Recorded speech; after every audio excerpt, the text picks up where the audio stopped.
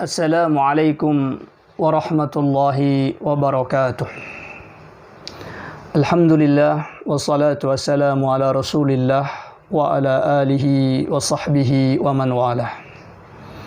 Ikhwatil kiram, sesungguhnya di antara satu hal yang diperintahkan oleh Allah Ta'ala kepada kaum muslimin adalah menuntut ilmu.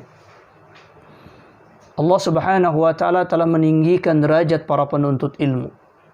Allah Ta'ala berfirman, "Yarfa'illahu alladhina amanu minkum walladhina utul ilma darajat." Sesungguhnya Allah telah meninggikan di antara kalian orang-orang yang beriman, bertakwa kepada Allah, dan orang-orang yang diberikan ilmu. Maka sungguh ilmu itu merupakan satu penghidup di dalam hati setiap orang-orang yang beriman kepada Allah Subhanahu wa Ta'ala. Dialah yang menuntun seseorang untuk beribadah kepada Allah dengan benar. Dialah yang menjadi nur, cahaya di dalam kehidupan seorang mukmin. Karenanya Allah Subhanahu wa Ta'ala menurunkan Rasulullah sallallahu alaihi wasallam untuk mengajarkan ilmu tersebut kepada umat manusia ini. Itu ilmu kita mengenal Allah Tabaraka wa Ta'ala, supaya kita bisa mentauhidkan Allah, mengesahkan Allah, dan beribadah kepada Allah ala basirah, di atas petunjuk yang benar. Karenanya Rasulullah sallallahu alaihi wasallam, ikhwati azzakumullah, mewajibkan kepada setiap kaum muslimin untuk menuntut ilmu. Rasulullah sallallahu alaihi wasallam bersabda, "Talabul ilmi fariidatun ala kulli muslimin." Menuntut ilmu itu merupakan keparduan, kewajiban bagi setiap kaum muslimin. Dan Rasulullah sallallahu alaihi wasallam mengkaitkan bahwa menuntut ilmu ini akan memudahkan seseorang untuk mencapai ke dalam surganya Allah Subhanahu wa Ta'ala. Rasulullah sallallahu alaihi wasallam bersabda, "Man salaka tariqan yaltamisu fihi ilman, sahhalallahu lahu tariqan ilal jannah."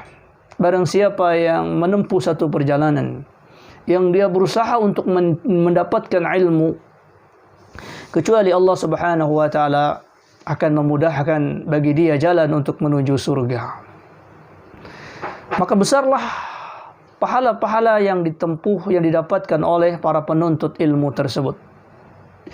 Bahkan di banyak doa yang sering dipanjatkan oleh kaum muslimin, yaitu doa yang dikenal dengan istilah doa sapu jagat, yaitu doa meminta keseluruhan dari kehidupan dunia dan akhirat. Yaitu kita berdoa, "Rabbana atina fid dunya hasanah wa fil akhirati hasanah wa qina adzabannar." Ya Allah, berikanlah aku kebaikan di dunia ini. Ya Allah, berikanlah aku kebaikan di akhirat, dan hindarkanlah aku dari api neraka. Kalau kita pahami doa ini, ikhwati azzakumullah, maka kita tahu apa yang dimaksud dengan al-hasanah fil akhirah.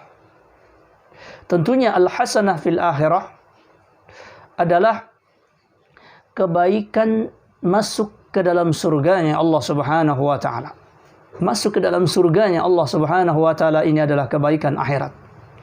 Dan tentunya ini merupakan satu kebaikan yang tidak ada bandingnya. Karenanya Allah memberikan lawan dari kebaikan di akhirat tersebut dengan waqina adzabannar. Ya Allah, lindungilah aku dari api neraka. Kalau kita minta dilindungi dari api neraka, maka al-hasanah yang dimaksud tentunya adalah dukhulul jannah, masuk ke dalam surganya Allah Tabaraka wa Ta'ala.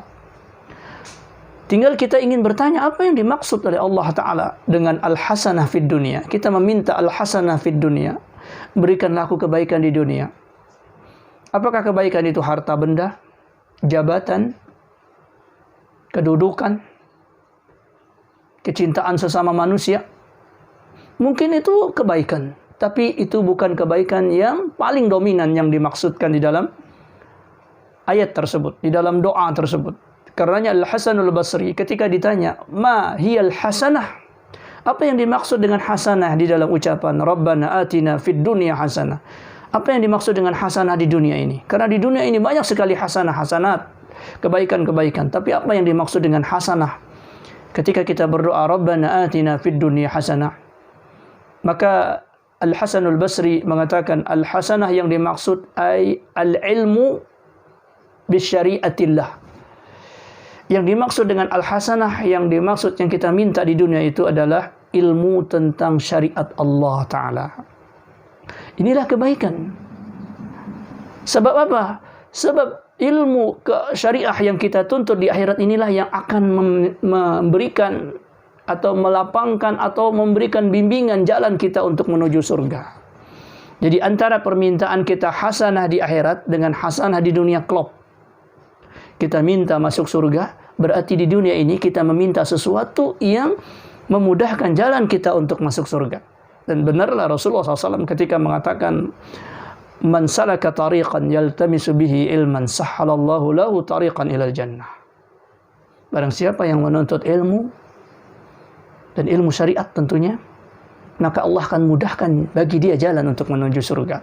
Maka al-hasanah yang kita inginkan di dunia ini adalah kita mendapatkan ilmu. Maka sungguh beruntunglah orang yang diberikan karunia ilmu syariat, ilmu Allah Subhanahu wa taala. Karenanya dalam hadis yang diriwayatkan oleh Muawiyah bin Abi Sufyan, Rasulullah sallallahu alaihi wasallam bersabda, "Man yuridillahu bihi khairan yufaqihu fid din." Siapa yang diberikan kebaikan oleh Allah Ta'ala, yang dikehendaki kebaikan ada pada dirinya, maka yufaqihu fid din, dia akan dipahamkan tentang masalah agama ini. Maka ikhwati azakumullah, ini mukaddimah bagi kita tentang pentingnya kita menuntut ilmu, dan ilmu itu akan ada di dalam hati setiap orang-orang yang memiliki adab-adab.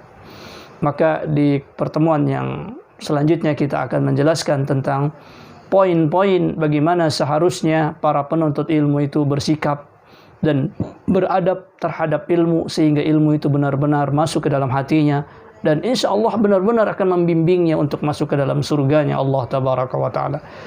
Aqulu qawli hadza wa astaghfirullah. Assalamualaikum warahmatullahi wabarakatuh.